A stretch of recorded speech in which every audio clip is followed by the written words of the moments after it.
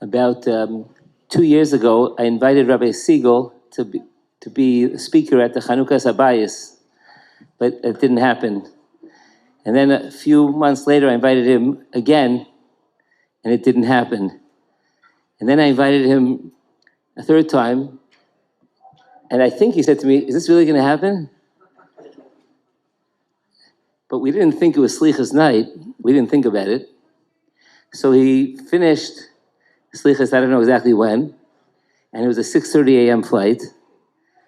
And we had some difficulty getting from the airport to the hotel. No, we had some difficulty in the hotel. Other than that, it's a great day. It's a great day for Rabbi Segal. I mamish love him. I mamish love Rabbi Segal. Rabbi Hachnasas Segal, Rabbi Nate Segal. But I want to tell you one thing. I don't know if he remembers this, because nobody remembers. I'm sorry, a little bit bizyonis. You have this kapara. You'll deal with it. You're almost there. You're good. You're good. About 20 years ago, and I'm finished. Yeah. About 20 years ago, when we just started the kollel, it was really crawling. It was just crawling. I didn't know anything about how to do anything, raise money. I didn't know how to do that. And I called Rabbi Segal. I said, what do you think? He said, I'll help you. And he helped me. And he called the guy whose name I don't even know. And he's going to give me $40,000. And somebody else did. And he just was there. Whenever I was like on the verge of giving up, he just was there. And I just want to express my akar satov to a person who's probably there for many other Yidden as well. It's a pleasure and honor to ask Rabbi Segal, who is the National Director for Community Development, who's been Director of Community Outreach and Development for Torah Masorah. Pleasure and honor to ask him to share with us inspiring words.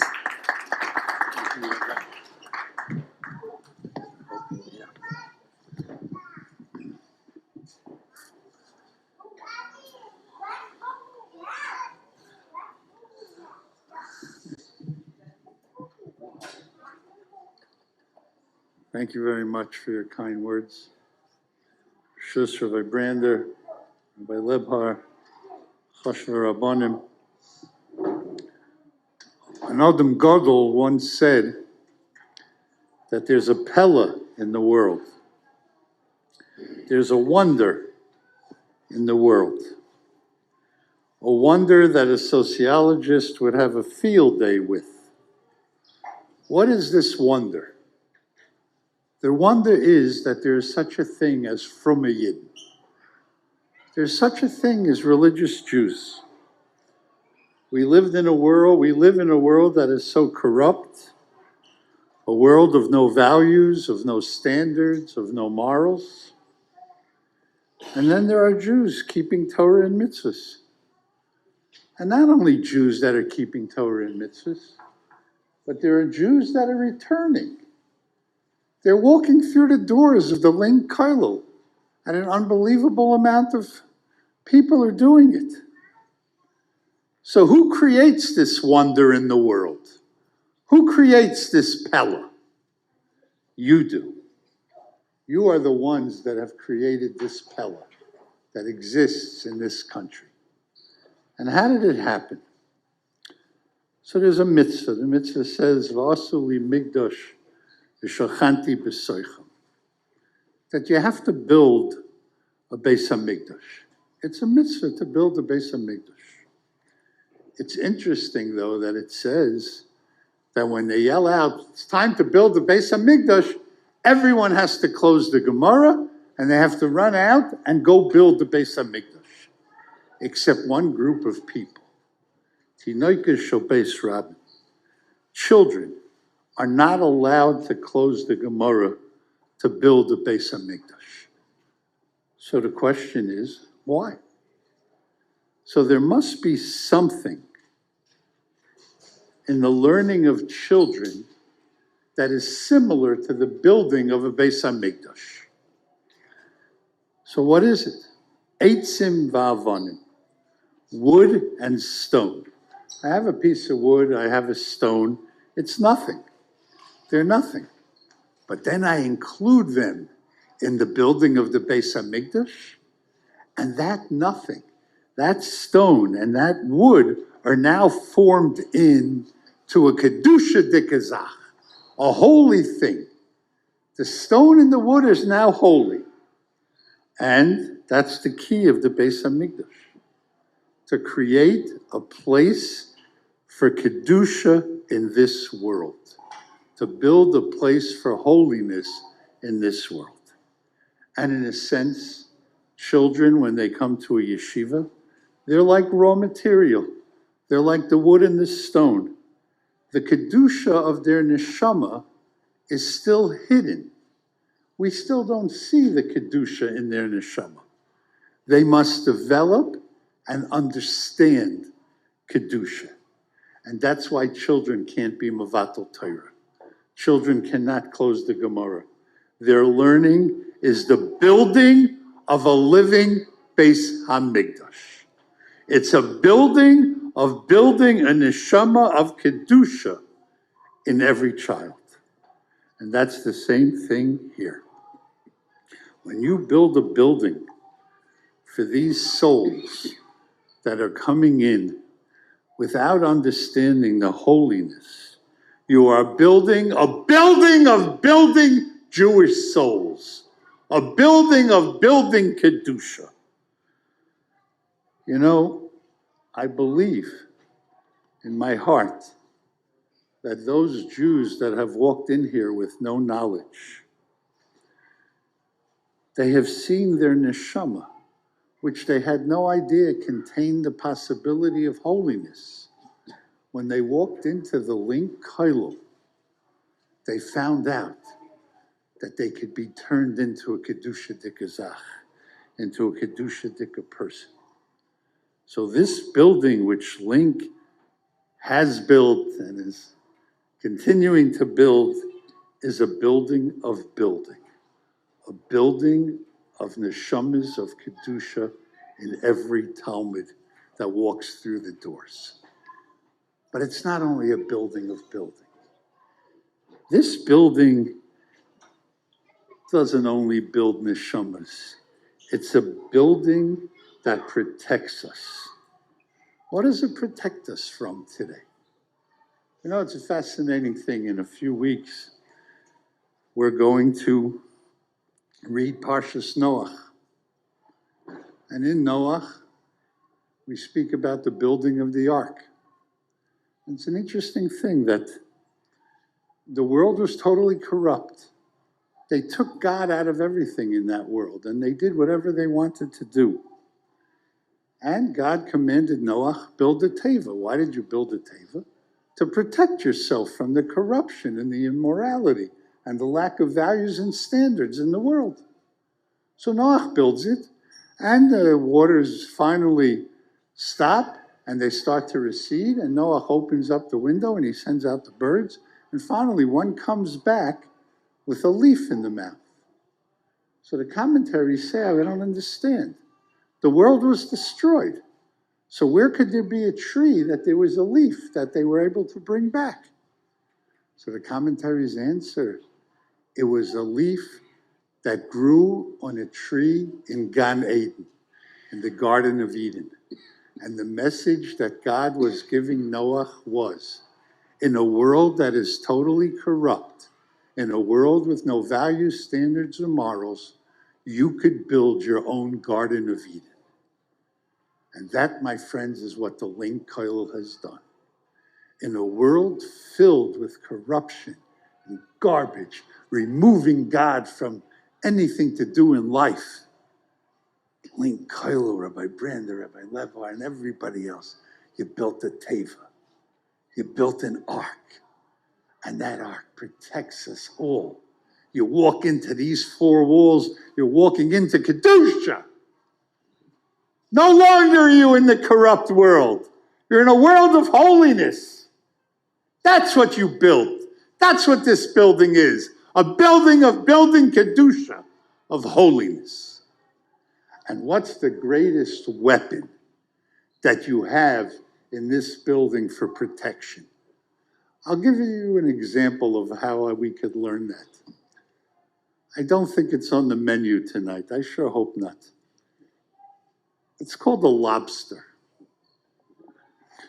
Lobster is a fascinating creation by the Almighty. The lobster is born. And as the lobster is born, it starts to grow a shell. And the shell, as the lobster grows, the shell grows stronger and stronger. And finally, the shell grows so strong that it impedes the growth of the lobster. So the lobster can't grow anymore because the shell's too tight. So what does the lobster do? It goes down to the bottom of the sea. It finds a rock and it smashes the shell against the rock. And now, so the lobster is able to grow. But there's a problem. What's the reason the lobster has the shell? It's for protection. So now the lobster isn't protected because it has no shell. So what does it do? It grabs a hold of the rock. And it holds onto the rock until the shell grows again. And it grows and it grows and it grows until it impedes the growth of the lobster again. So the lobster goes down to the water, smashes the shell against the rock. There's no protection, holds onto the rock.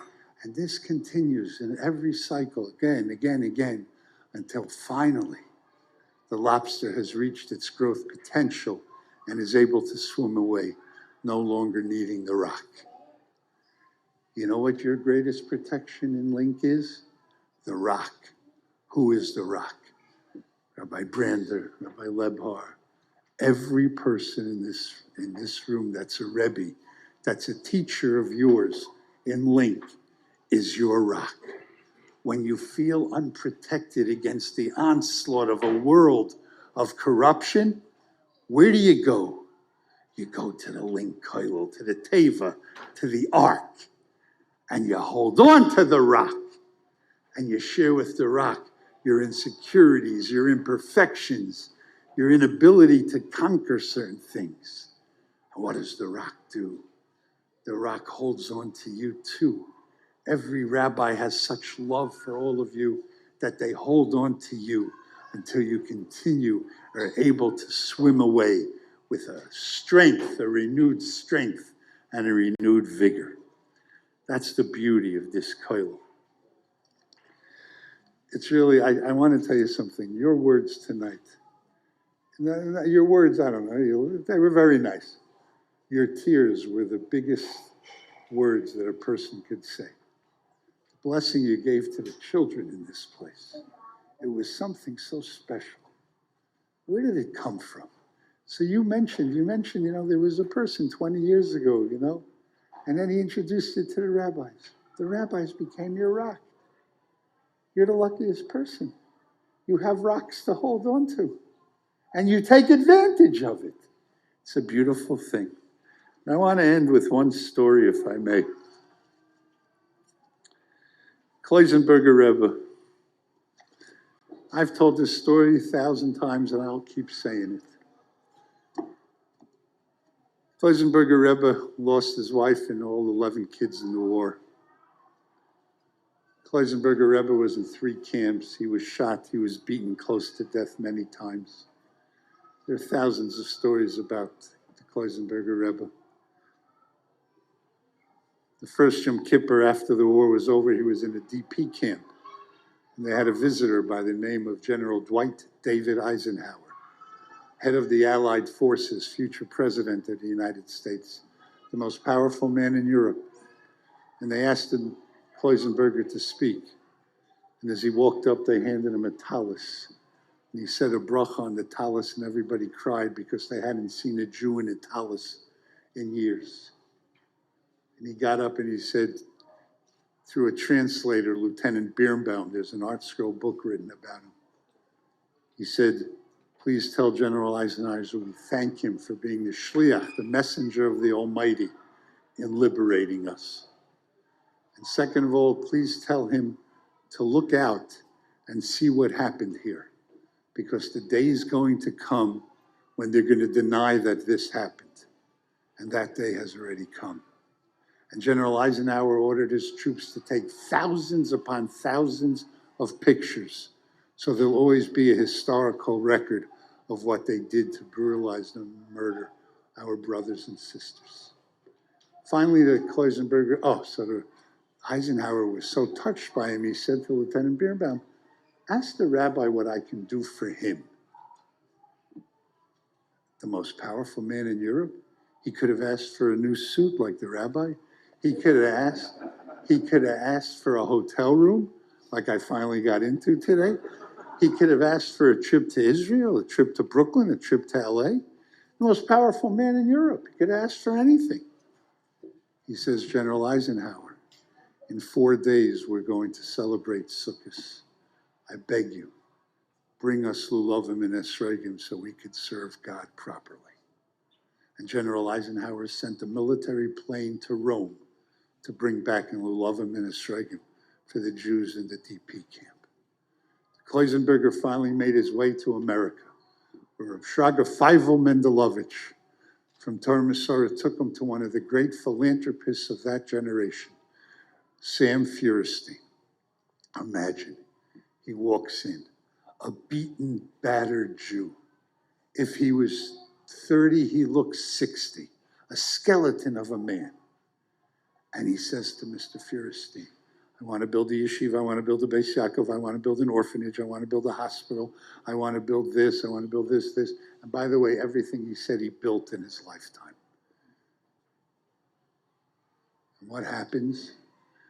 Mr. Feuerstein is probably looking at him, wondering. So he says, Rabbi, I will do the best that I can to help you. So the Kloisenberger says, I have one more thing to say. Before the war, I was a very hush of a person. I was the Rav. I didn't know if I can carry my talis and tefillin 2 blocks. They would carry it for me. I didn't know if I could walk 4 blocks. I was the Rav. They would take me. But then the war broke out. And I found out not only could I carry my talis and tefillin 2 blocks, but I can carry well over 50 pounds of cement on my back, not just 4 blocks, but for well over 4 miles. He says, Mr. Feuerstein, I am not sure that you have yet experienced what it means to do the best that you can. And that's my last message to you. You've done remarkable. Remarkable. I remember the first time Rabbi Brander called me. 2002. How's he going to make it? He had doubts himself.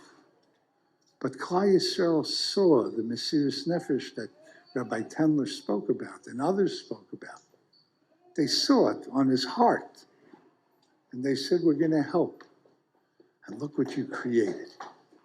But I have to say something. You haven't done the best that you can. There's still more to do. There are still more dreams in the heart of Rabbi Brander and Rabbi Lebhar. There is still, I will give them more ideas. I'm not afraid to give. That's why America is America, because people had ideas. They never stifled an idea. They never stopped an idea. It's not how it works. Torah was built because there were people who said Torah has to be built. And as individuals, none of us have done the best that we can. There's still more we can do. We wake up late for davening, wake up a little earlier. We close the Chumash because we're a little tired, wait till we're a little more tired. And as a community, let us keep doing the best that we can. And in Mirz Hashem down the road, there'll be many, many more opportunities for Chanukah Sabayis to fulfill all the dreams that you have. Amen.